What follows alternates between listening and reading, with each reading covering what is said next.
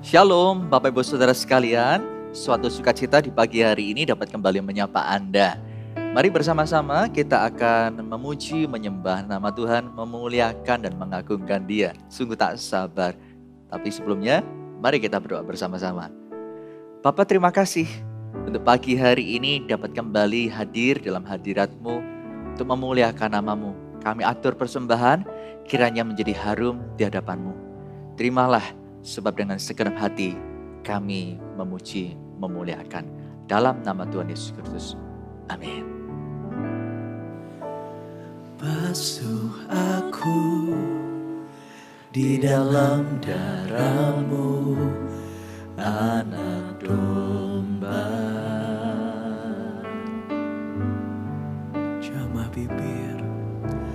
Jamah bibir, luruskan hatiku dengan Roh-Mu. Ku rindu kemuliaan Tuhan. Ku rindu kemuliaan Tuhan lebih dari segalanya, lebih dari segala harta. Jadikan ku hamba berkenan kepadamu. Mari kita ulang dari awal. Mari cari wajah Tuhan pagi ini. Basuh aku di dalam darah-Mu, anak domba.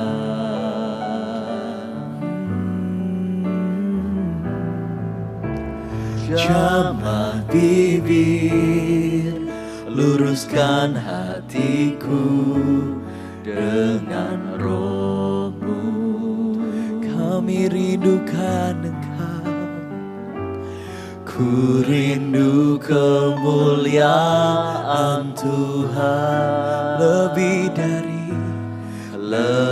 dari segala harta. Oh, jadikan ku hamba berkenan kepadamu lebih dari segalanya, lebih dari segalanya. Kami ingin Engkau Tuhan, ku ingin Engkau Tuhan. Emas, perak dan permata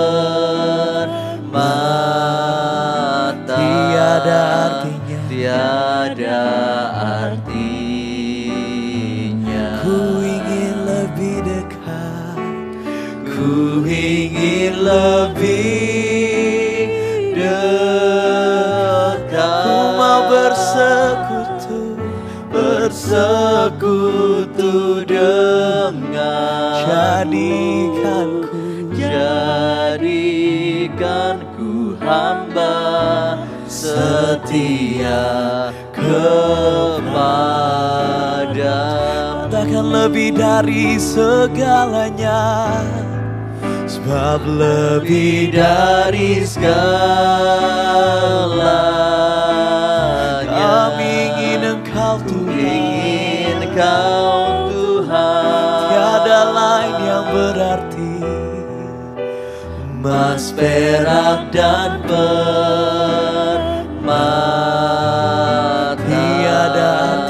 tiada arti. Ku ingin lebih dekat, oh, ku ingin lebih dekat. Bersekutu dengan. Jadikan ku hamba berkenan kepada. Sebab lebih dari segalanya, lebih dari segalanya. Ku ingin Engkau Tuhan.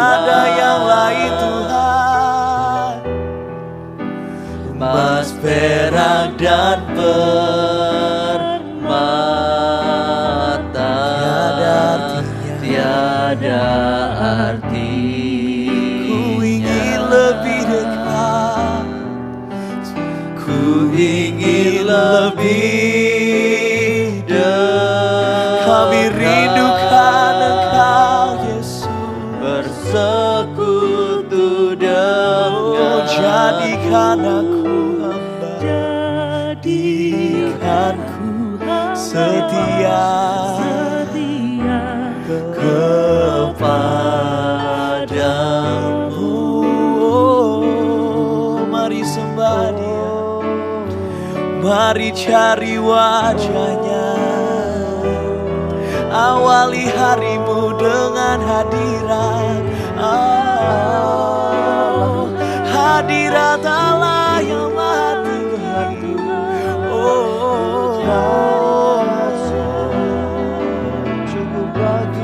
Mari cari wajahnya. Oh, mari rindukan Dia, mari rindukan hadiratnya.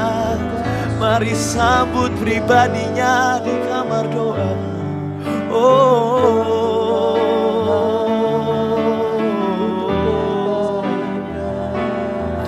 Mengalirlah ya Roh Kudus, mengalirlah.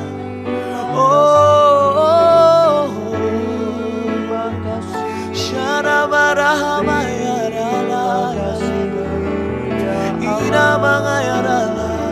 Terima kasih Tuhan, Engkau baik, terpujilah Engkau.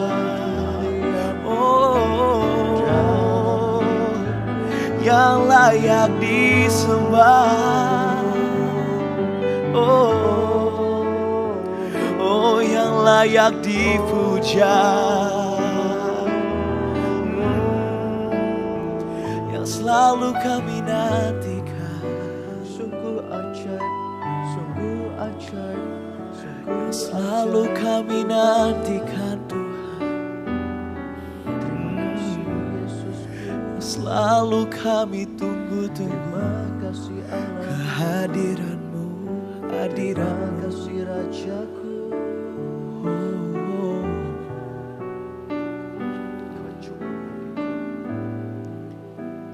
lebih dari segalanya. Ku ingin Kau Tuhan. Amin. Mari rindukan Dia.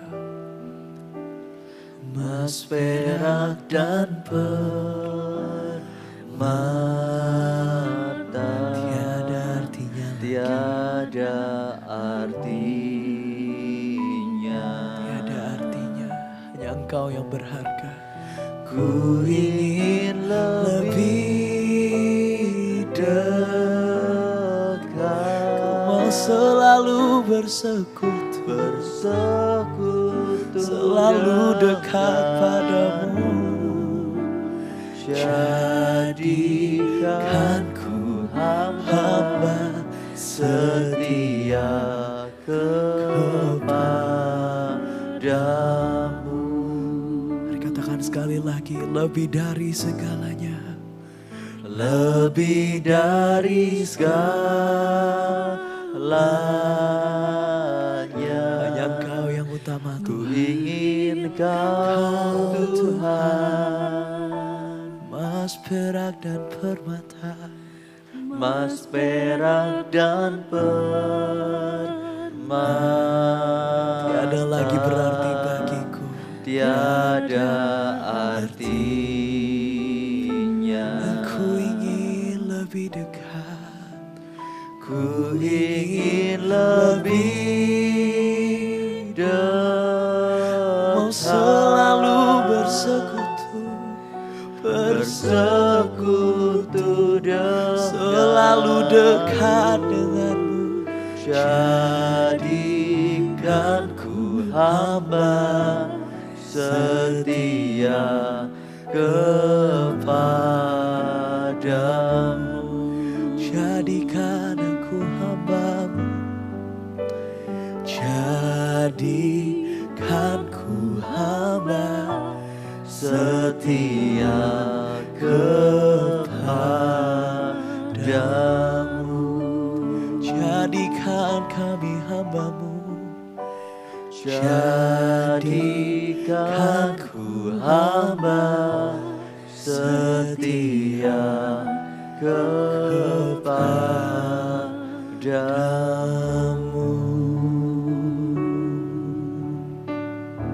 Tuhan, ini doa kami menjadi hamba-Mu yang setia, tak berubah sekali menjadi hamba Tuhan, tetap selamanya menjadi hamba Tuhan. Bukan hamba harta, bukan hamba kebencian, bukan hamba kesedihan, tetapi hamba Tuhan. Dan kami ingin tetap setia, mengawali dengan baik bersama-sama di dalam Tuhan, dengan iman percaya kepada Bapa, kepada Yesus Kristus, dan kepada Roh Kudus, melanjutkan hingga pada akhirnya garis finish kami selesaikan di dalam iman yang segar pula, dengan kualitas hati yang bahkan makin lebih baik hari demi hari. Terima kasih Tuhan. Dan kami tahu untuk menjadi hamba yang setia, firman-Mu terus menjadi penuntun, firman-Mu menjadi penolong. Sebentar firman-Mu dibagikan, mari berbicaralah kepada setiap hati, sehingga setiap yang mendengar bukan hanya diberkati, tetapi berujung bahagia karena kami paham dan kami melakukannya. Terima kasih Tuhan. Kami menyambut kebenaran firman-Mu di dalam nama Tuhan Yesus Kristus. Haleluya. Amin.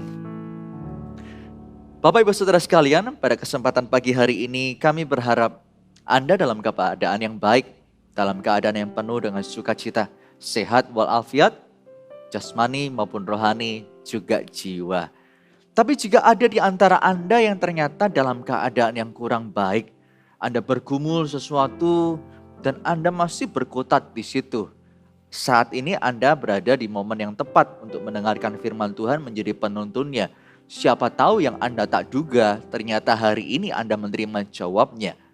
Dan kalau Anda suka mencatat khotbah atau renungan, saya memberi tema khotbah atau renungan pagi hari ini dengan judul Ketokan Hati di pukul 6 pagi.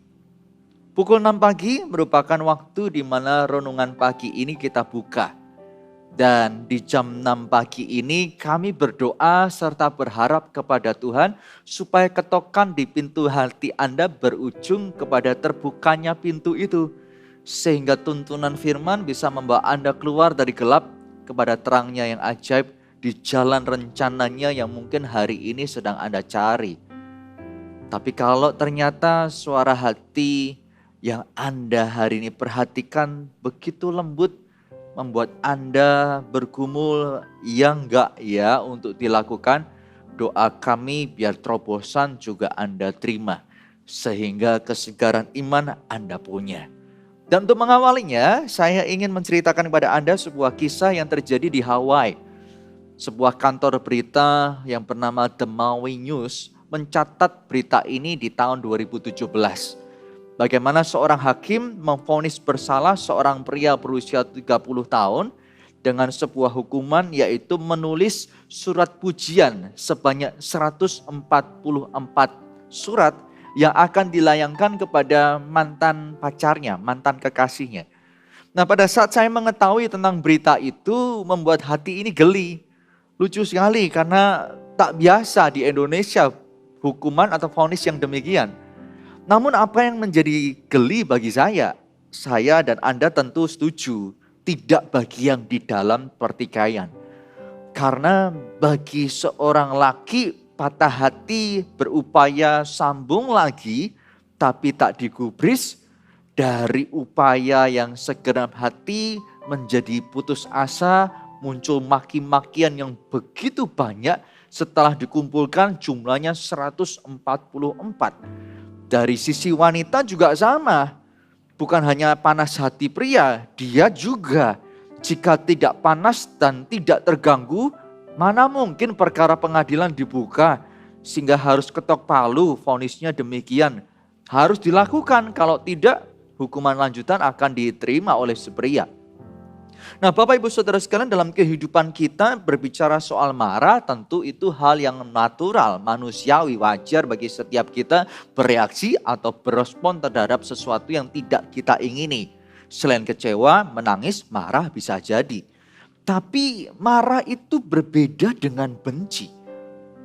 Nah, mari kalau kita mengamati lebih jauh dari firman Tuhan, marah Tuhan beri nasihat, jangan berbuat dosa. Kalau marah, jangan sampai matahari terbenam. Tapi ternyata jika benci, lebih serius. Firman Tuhan ini perlu kita perhatikan. Nah, mari kita tak berlama-lama membuka saja dalam 1 Yohanes pasal yang kedua, ayat ke-10 sampai ayat yang ke-11. Saya akan bacakan untuk Anda semua. Dikatakan, barang siapa mengasihi saudaranya, ia tetap berada di dalam terang, dan di dalam dia, di dalam orang tersebut tidak ada penyesatan. Lebih jauh ayat 11, tetapi barang siapa membenci saudaranya, ia berada di dalam kegelapan dan hidup di dalam kegelapan. Menarik sekali sebab dikatakan tidak hanya berada di dalam gelap, tapi tinggal di dalam gelap. Di Indonesia kita tidak biasa tinggal di dalam gelap. Karena meskipun malam zaman dahulu kala listrik belum ada petromak ataupun lampu minyak ataupun lilin. Jadi cahaya tetap kita punya. Ataupun kalau zaman listrik belum ada, api pun masih terbatas sarana untuk menjaganya. Kita tidak pernah tinggal di dalam gelap begitu lama, apalagi hidup di sana. Tapi Bapak Ibu Saudara sekalian, saya ingin Anda mengetahui bahwa ada sebuah kota di Norwegia namanya kota Rjukan. Adalah sebuah kota yang sejak bulan September hingga Maret itu tak menerima cahaya matahari sama sekali. 7 bulan tak mendapat sinar matahari. Bukan keadaan yang nyaman bagi mereka tinggal, diam, hidup di dalam kegelapan. Karena itu kota ini jumlah penduduknya sedikit sekali. Sebab begitu orang dewasa berupaya untuk meninggalkannya. Mereka ingin mendapat cahaya matahari. Bahkan ide untuk dibangun sebuah cermin dan ditaruh di atas lereng gunung sudah dipikirkan. Supaya pantulan sinar matahari ke cermin tersebut sampai ke kota. Tapi meskipun ide sudah dimulai dari tahun 1913, realisasinya baru 1 abad kemudian di 2013. Di 2013 barulah diambil langkah oleh pemerintah, oleh karena teknologi sudah mumpuni, dana sudah dimiliki, mereka membangun sebuah cermin dengan ukuran 17 meter persegi yang ditaruh di atas lereng gunung setinggi 400 meter. Jadi ini bukan hal yang mudah dan ini serius dilakukan. Kenapa? Karena setinggi 450 meter yang benar aja. Dan ternyata cermin ini hanya bisa menyinari, memantulkan matahari dan menyinari kota seluas 600 meter persegi saja. Minim gak seperti di Indonesia. Bagi mereka itu komitmen serius untuk dilakukan. Kenapa? Karena tinggal dan hidup di dalam gelap bukan habitat manusia. Kita itu butuh terang. Apalagi anak Tuhan. Kita orang terang. Bahkan disebut sebagai terang dunia. Dengan kata lain, tinggal di dalam kebencian harusnya bukan natural kita. Tinggal di dalam kebencian harusnya bukan menjadi pilihan yang kita buat. Lebih jauh ayat ini berkata, ia tidak tahu kemana ia pergi. Karena kegelapan itu telah membutakan matanya. Nah ini menarik sekali. Kita bisa berada di dalam situasi gelap oleh karena yang pertama tidak ada cahaya. Tetapi faktor kedua kalau berkaca dari ayat ini oleh karena mata kita tidak melihat. Sehingga meskipun terang ada di mana-mana, kita tak bisa mendapat manfaatnya. Harusnya dengan yang kita baca menjadi sebuah pemahaman, membenci saudara adalah hal yang berbeda dengan kemarahan. Kemarahan manusiawi, tetapi saat kemarahan dipelihara di dalam hati, berujung bisa menjadi dendam, kesumat, atau kebencian yang begitu dalam. Ini yang dipermasalahkan. Sebab kebencian yang begini ternyata menjerumuskan. Kebencian ini membuat orang bukan hanya tinggal dan diam di dalam gelap, tapi bahkan menjadi buta. Sayang sekali karena menjadi buta bukanlah hal yang Tuhan inginkan. Di dalam Yohanes pasal 10 ayat ke-10 dia berkata, pencuri datang hanya untuk mencuri dan membunuh dan membinasakan. Aku datang, kata Tuhan Yesus, supaya mereka mempunyai hidup dan mempunyainya di dalam segala kelimpahan. Melalui ayat ini kita mengerti bahwa meskipun kita dalam benci, masih ada nafas yang kita miliki, namun hidup di dalam janji ternyata tak kita alami. Sama seperti pada saat kita hidup dikuasai kebencian, musuh mengambil yang baik dalam hidup kita. Kita menjadi orang yang akhirnya mengalami kerugian demi kerugian. Tuhan tuh datang, bahkan sampai datang bagi kita supaya apa yang dicuri itu dikembalikan lagi. Dan bukan hanya dikembalikan lagi, nafas yang kita punya bukan hanya dalam sukacita kita alami, kita jalani, tapi juga alami kemuliaan yang telah Ia sediakan, yaitu genapnya janji-janji yang telah Tuhan berikan. Karena itu Bapak Ibu Saudara sekalian, kalau ternyata hidup dalam kebencian begitu merugikan, jangan investasi terlalu lama di sana. Meskipun namanya luka, meskipun namanya disakiti, bisa dialami. Namanya hidup di dalam dunia tidak ada yang sempurna. Sebenarnya bukan hanya Anda yang jadi korban, Anda pun bisa jadi pelaku pembuat luka di hati orang. Tapi mengapa hanya hati Anda yang Anda buat sorotan utama sebagai korbannya? Bukankah korban dari kelakuan ataupun tindakan atau perkataan Anda juga sebetulnya punya hak untuk berkata, hatiku terluka karena engkau. Jadi kalau kita sebagai manusia bisa sama-sama disebut korban, bisa sama-sama disebut pelaku, mengapa konsentrasi kita kepada siapa yang salah, siapa yang benar? Mengapa tidak sebagai manusia yang telah ditebus oleh karya salib Yesus, kita berfokus supaya di dalam nafas yang kita jalani, terang yang Tuhan beri, hidup dalam kelimpahan, itu yang terus kita jalani. Masalah boleh datang, masalah boleh menerpa, tapi kita terus pegang firman, supaya tidak ada masalah yang meremukkan atau menghancurkan kehidupan. Justru masalah menjadi batu loncatan untuk menjadi saksi Tuhan. Karena mengalami Tuhan bukan dari kata orang, tapi dari pengalaman pribadi. Bapak Ibu Saudara sekalian, ada beberapa alasan yang saya temukan mengapa orang itu memilih untuk tinggal di dalam benci dan tak tahu untuk mengampuni. Bahkan tak mau untuk mengampuni. Yang pertama, karena pemikiran rugi dong. Orang itu yang melukai, masa saya yang mengobati? Benar sih saudara, kenyataannya memang banyak yang seperti itu. Banyak orang berbuat tak mau tanggung jawab. Nah, kalau Anda menuntut tanggung jawab dari orang dan orangnya tidak mau, bukankah Anda dalam kerugian? Anda bukan dalam keuntungan kalau memegang kebencian itu. Semakin lama semakin gelap hidup Anda. Jadi kalau Anda berkata Anda rugi karena melepas pengampunan, kebalik, sebetulnya Anda rugi karena pegang pengampunan. Anda tak memberikan kepada orang tersebut. Orangnya bisa tidur nyenyak, Anda yang tersiksa sepanjang malam dalam begadang dan hati yang begitu panas. Bukankah itu tak menyenangkan? Dan Anda berkata, masih tetap berkata orang itu diampuni, rugi dong. Sesungguhnya pada saat Anda tak mengampuni, kerugian Anda jauh lebih besar daripada kalau Anda melepaskan pengampunan. Alasan yang kedua yang saya temukan mengapa orang itu tidak mau mengampuni. Karena orang berkata, dia berubah dulu, baru saya lepaskan pengampunan. Bapak Ibu Saudara sekalian, hati orang itu tidak ada yang tahu. Tentu kita selalu berharap perubahan di hati orang. Tetapi selama orang itu tak berkeputusan untuk menghargai Anda dan mengubah sikap yang salah, maka Anda sedang menggantungkan hidup dan masa depan kepada ketidakpastian, yaitu perubahan orang.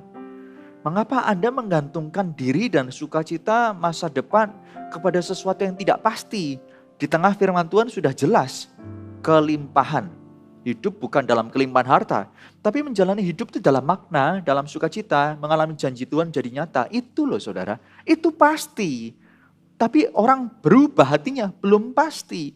Mengapa Anda menjadi tawanan dari ketidakpastian? Karena itu kalau Anda tak mengampuni sesama dan tinggal dalam kebencian karena alasan nunggu orang lain berubah, pertimbangkan lagi betapa ironisnya nasib dari Anda sendiri. Yang ketiga, saya menemukan alasan mengapa orang tak mau mengampuni, karena dia berkata, saya akan mengampuni kalau dia minta maaf terlebih dahulu. Kenyataannya saudara, ada orang yang tak tahu loh kalau dia salah. Ada orang juga yang tahu dia salah, tapi dia gak mau minta maaf. Bagaimana dengan demikian? Atau Anda bertemu dengan orang yang salah, lalu minta maaf. Namun karena hati Anda terluka begitu dalam, tidak sesuai kadar yang Anda harap pada waktu orang itu minta maaf, akhirnya gak klop juga.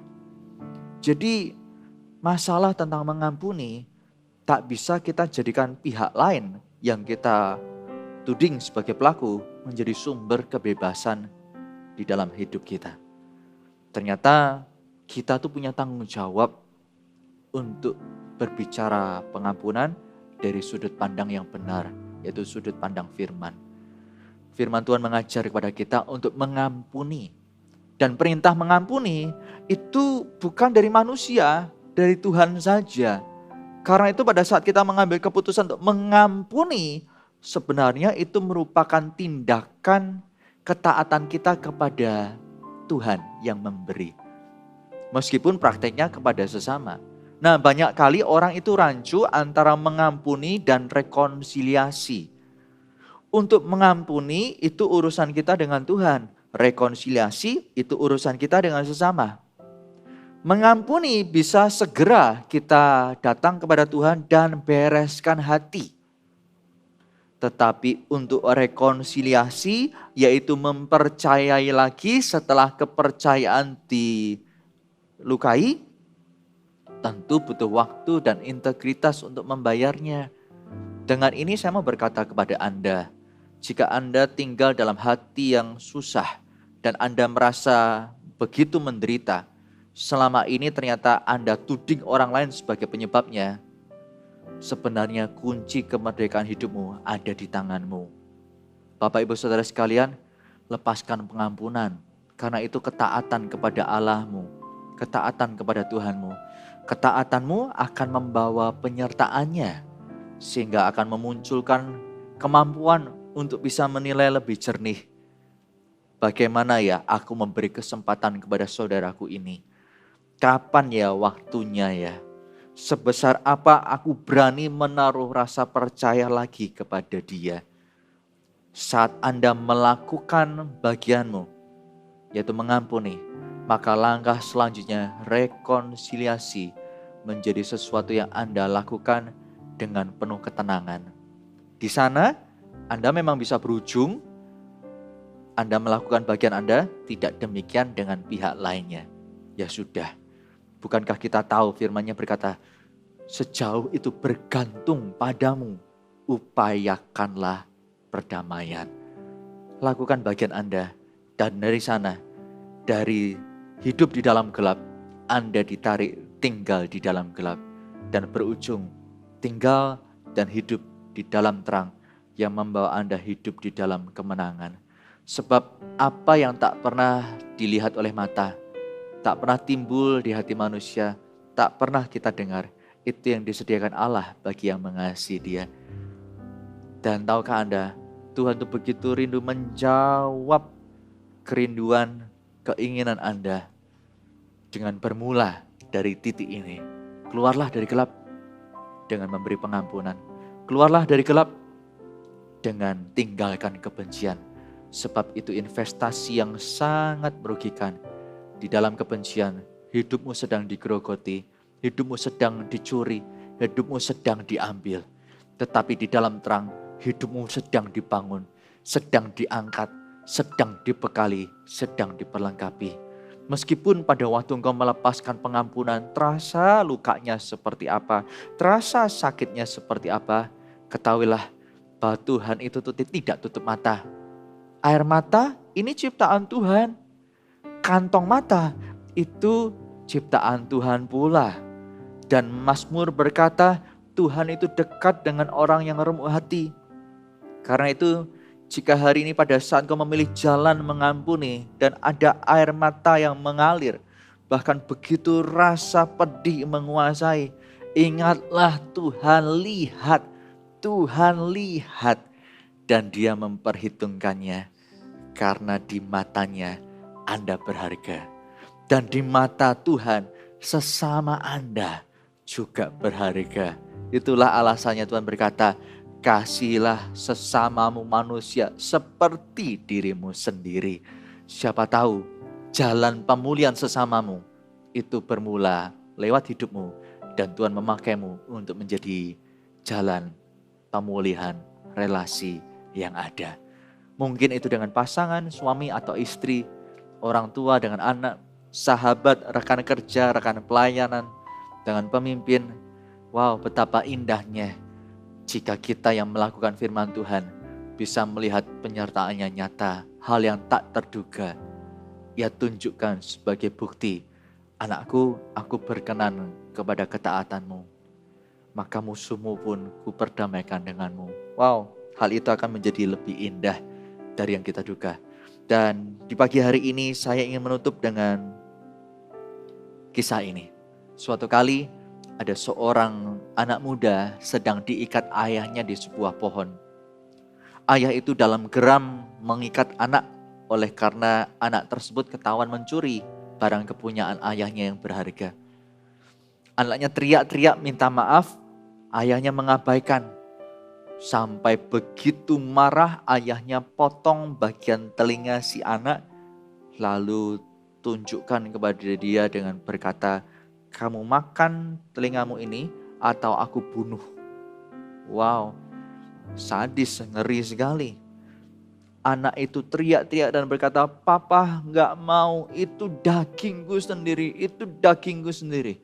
Ayah itu sekali lagi berkata, kamu makan dagingmu ini, telingamu ini atau aku bunuh.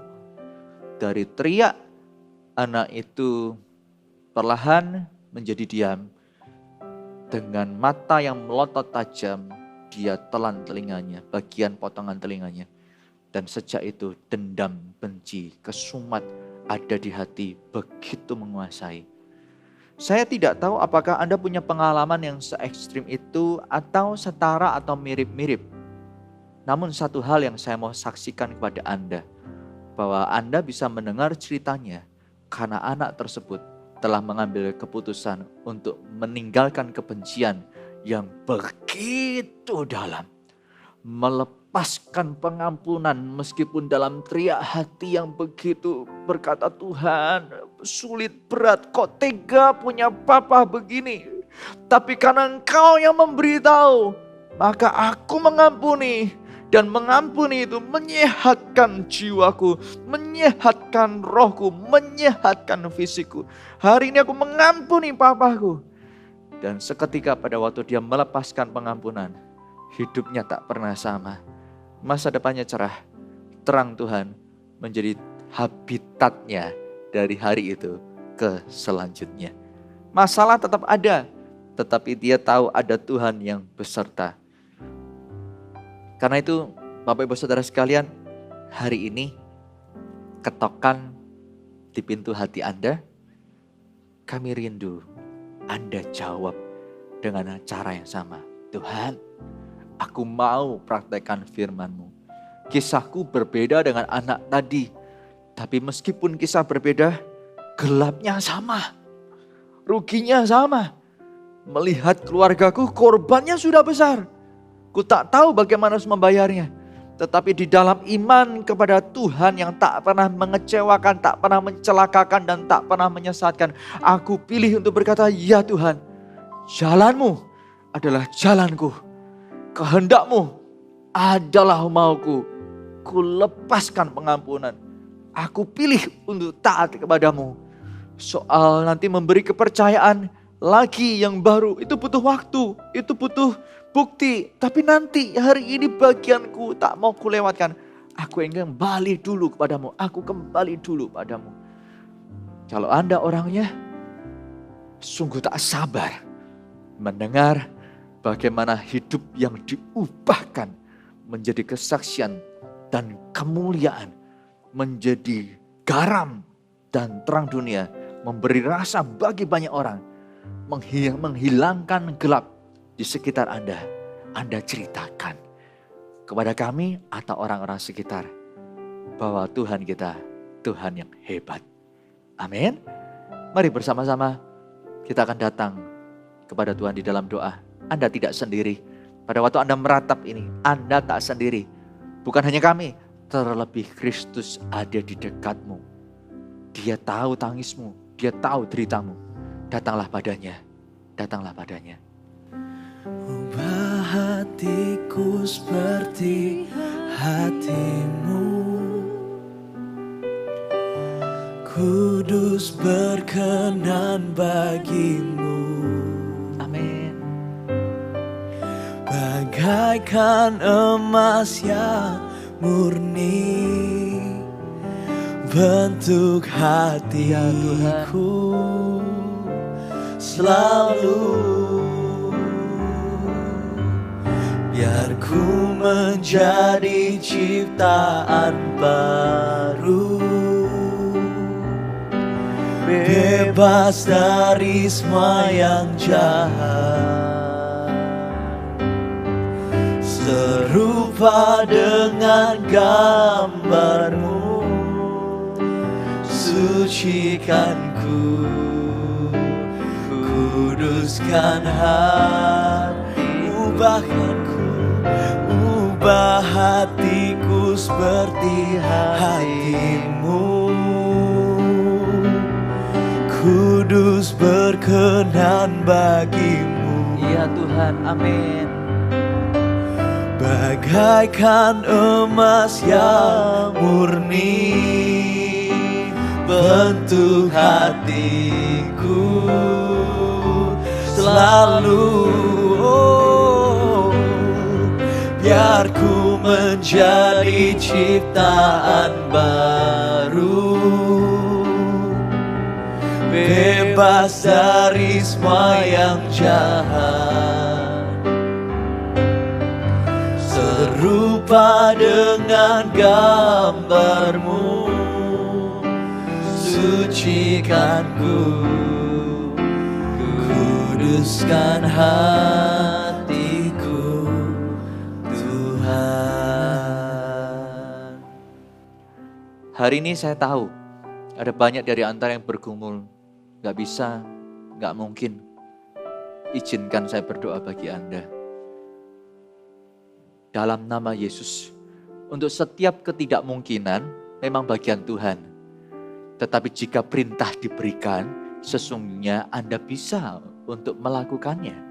Taatlah. Bapak Ibu Saudara sekalian, kalau saya bisa pakai istilah kodrat atau takdir, takdir Anda adalah lebih daripada pemenang. Karena korban Kristus tak bisa diubah kuasanya, tetap luar biasa.